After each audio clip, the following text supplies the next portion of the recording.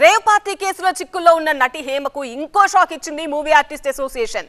కేసులో clean chit వచ్చేంత వరకు ఆమెను మా నుంచి సస్పెండ్ చేస్తూ నిర్ణయం తీసుకుంది. అలాగే మత్తుదారులపై ఉక్కుపాదం మోపుతామని స్పష్టం చేసింది. అయితే గతంలో డ్రగ్స్ ఆరోపణలు వచ్చిన నటులపై ఇలాంటి నిర్ణయం ఎందుకు తీసుకోలేదన్న ప్రశ్న వినిపిస్తోంది. మరోవైపు రేవ్ పార్టీకి డ్రగ్స్ సప్లై చేసింది ఎవరు, ఇందులో హేమ పాత్ర ఏంటి అనే వివరాలు రాబట్టే ప్రయత్నాల్లో ఉన్నారు బెంగళూరు పోలీసులు. మత్తుదారులపై మా ఉక్కుపాదం, నటి హేమను సస్పెండ్ చేస్తూ నిర్ణయం. డ్రగ్స్ ఎక్కడున్నా టాలీవుడ్ లోనే మూలాలు.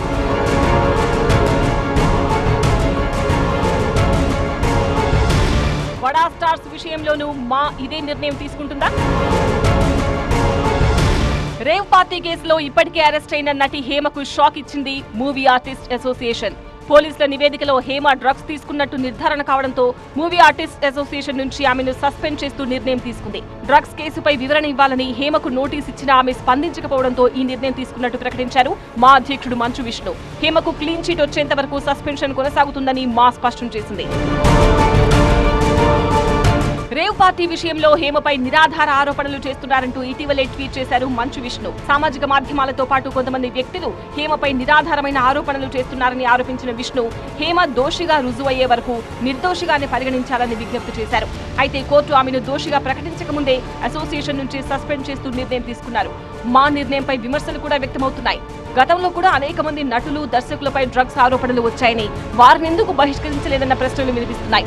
అలాగే డ్రగ్స్ తీసుకుంటే అసోసియేషన్ నుంచి బహిష్కరిస్తామన్న రూల్స్, నియమావళిలో ఉన్నాయా అని నిలదీస్తున్నారు. రేవ్ పార్టీ కేసులో అరెస్ట్ అయిన 6 నిందితులతో పాటు సినీ నటి హేమ కూడా విచారణకు హాజరు కావాలంటూ అంతకుముందు సీసీబీ పోలీసులు నోటీసులు జారీ చేశారు. అయితే తనకు వైరల్ ఫీవర్ వచ్చిందని, విచారణకు హాజరు కాలేనని హేమ బెంగళూరు పోలీసులకు లేఖ రాశారు. విచారణకు హాజరు కావడానికి ఇంకాస్త సమయం కావాలని కోరారు. కానీ హేమ అభ్యర్థనను సీసీబీ పోలీసులు పరిగణలోకి తీసుకోలేదు. విచారణకు గైర్ హాజరైన హేమకు మళ్లీ నోటీసులు పంపారు. ఎట్టకేలకు విచారణకు వచ్చిన ఆమెను అరెస్ట్ చేసి కోర్టులో హాజరుపరిచారు. మరోవైపు రేవ్ పార్టీ కేసులో హేమకు జూన్ 14 వరకు జ్యుడిషియల్ కస్టడీ విధిస్తూ ఆదేశాలు జారీ చేసింది కోర్టు. ఇక వైద్య పరీక్షల సమయంలో కూడా ఓవర్ యాక్షన్ చేశారు హేమ. తాను ఇన్నోసెంట్ అని కలదింగిచ్చే ప్రయత్నం చేశారు. నేను శనివారం వచ్చాను, ఆదివారం మిడ్ నైట్ నేను వెళ్ళిపోయాను ఇక్కడి నుంచి. నేను లేను, వీళ్ళెవ్వరు ఏం టెస్టులు తీసుకోలేదు, నాకు పాజిటివ్ రాలేదు. బెంగళూరులో జరిగిన రేవ్ పార్టీలో హేమది కీలక పాత్రగా గుర్తించారు పోలీసులు. 5గురితో కలిసి ఆమె రేవ్ పార్టీ నిర్వహించినట్టు తేల్చారు. అయితే రేవ్ పార్టీ వార్తలు మీడియాలో రాగానే ఆ పార్టీతో తనకు ఎలాంటి సంబంధం లేదని, హైదరాబాద్ లోనే ఉన్నానని వీడియో రిలీజ్ చేశారు హేమ. ఆ తర్వాత చికెన్ ధమ్ బిర్యానీ ఎలా చేయాలో చూపిస్తూ మరో వీడియో ఇన్స్టాగ్రామ్ లో పోస్ట్ చేశారు.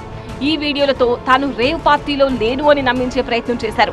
అయితే అదే సమయంలో పోలీసులు అసలు విషయం వెలుగులోకి తీసుకురావడంతో అసలు బండారం బయటపడిపోయింది.